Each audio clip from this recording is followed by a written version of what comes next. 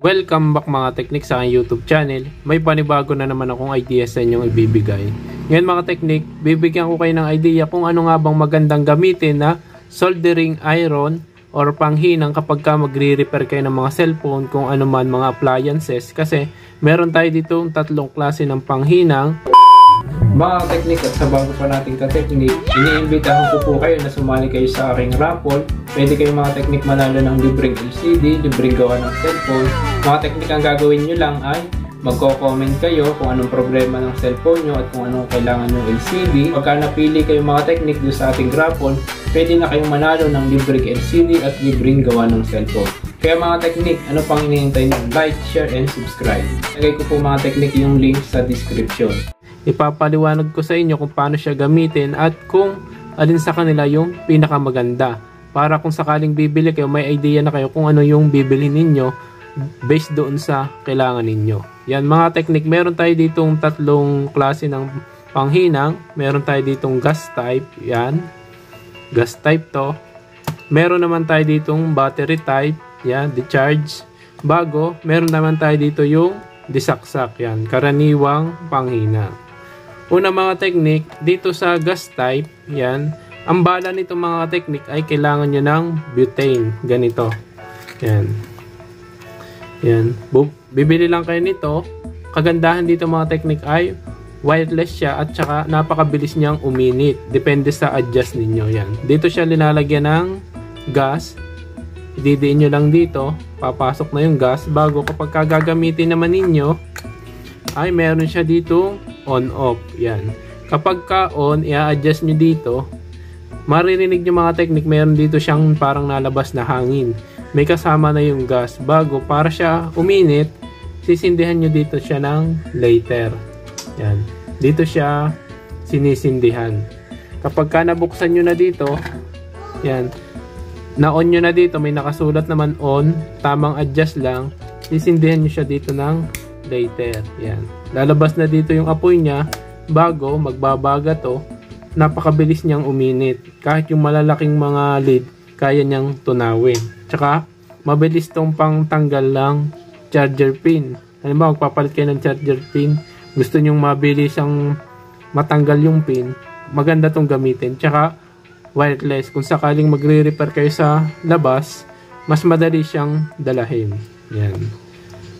Napakabilis nitong uminit. Bali, ito nga pala mga teknik yung tangke niya. Yan. Pwede nyo itong tanggalin to, gawin nyo siyang hot air. Pero, kapag ka mga IC, mahihirapan kayo, mga charger pin, kaya nito. Bago mga teknik, nabubuksan yung puwet niya. Ito yung pinakatangke ng gas niya. Yan. Butane ang bala nito. Hindi nyo na kailangan i-charge, hindi nyo na kailangan pa ng kuryente, makakapaghinang na kayo. Wireless, yan. Dito naman tayo mga technique sa decharge na soldering iron or panghinang. Ito mga technique ay meron tong adjustable din to. Yan mga technique. Ito ay mas napapalitan pa to ng maliit na tip. Ang kagandahan dito mga technique, maliit lang siya, mabilis din siyang uminit. Ito mga technique ay pagka naka 10 minutes, sobrang init na niya, automatic nag-o-off siya. Para siya mga technique buhayin, i-din nyo lang ng 5 seconds. Yan. Pagka umilaw na yan, buhay na yan. Iinit na yung dulo niyan. May tatlo siyang function dito sa pindutan. Isang low, bago mid, bago yung high niya, yung pinaka niya. Pinaka mainit na niya. Yan. Pagka nag-red, yan yung pinaka katamtamang init niya. Pagka pinindot pa natin ulit, yan, green, yung second niya. Kumbaga, sa electric fan, number 2 na siya. Kapag pinindot natin, magre-red siya, or blue, yan, blue. Yan ang mga technique yung pinakamainit niya. Yan, adjust and depende dun sa kailangan ninyo. Yan. Ito mga technique, mas maganda ito dito sa butane type. Kasi ito, pwede mo naman itong gamitin ng habang naka-charge, gamit yung power bank. Samantala dito mga technique sa gas type, kailangan mo pa ng butane. Pero kung pang matagalan nyo gagamitin at gusto nyo dire-diretso, ito yung kailangan ninyo, itong gas type na panghina. Pagpapatay naman itong mga technique, pindutin nyo lang dito ng 5 seconds din. Yan.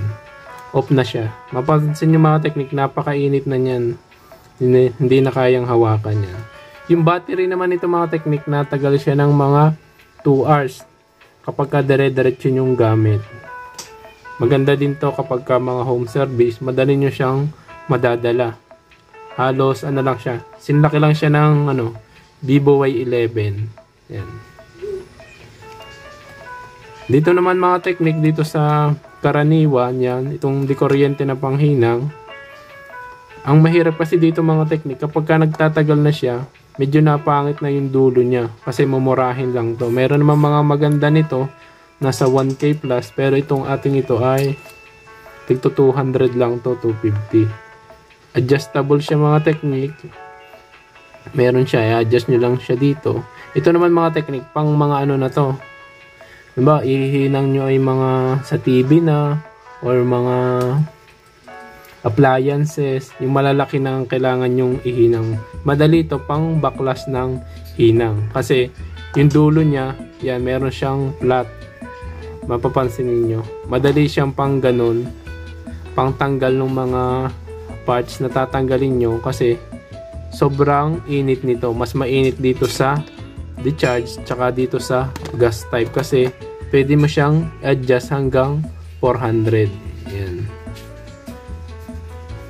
Para sa akin mga technique, lahat naman to ay maganda at lahat ay magagamit ninyo. Depende na lang sa kailangan ninyo. Itong dalawang wireless, gas type tsaka battery type, ito kailangan nyo to kapag halimbawa walang kuryente or sa labas kayo magre-repair. Mas kailangan nyo tong wireless. Ito madali lang tong i-operate. Ito naman, medyo hassle din. Kailangan mo ng butane, kailangan mo ng lighter, pero mabilis siyang gamitin. Ito naman, disaksak lang, pero medyo mabagal siyang uminit. Pag natagal, napangit na yung tip niya.